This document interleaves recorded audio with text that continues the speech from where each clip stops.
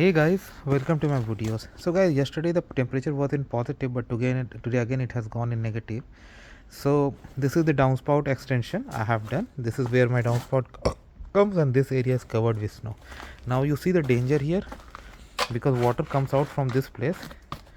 I don't want to kick it, otherwise it may get broken. But see this area, it's ice, very plain ice and very slippery, and one wrong move somebody is gonna fall on concrete. Okay, so that's why every day during winter season, every homeowner in Canada, especially those who have tenants and those who use this way, have to examine areas like this where water comes down, because this needs to be salted on regular basis, because anything that goes wrong here, it's gonna cause issues. So I'm gonna add some salt here. Okay, so that it does not remain slippery. Okay, and it melts and people feel safe. Okay, generally they avoid, but at night time they may touch it, right? It's all human behavior.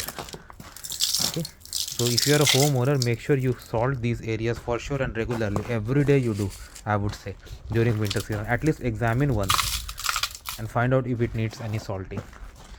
This is what I would recommend, guys. Thanks for watching, and please subscribe to the channel. Thank you.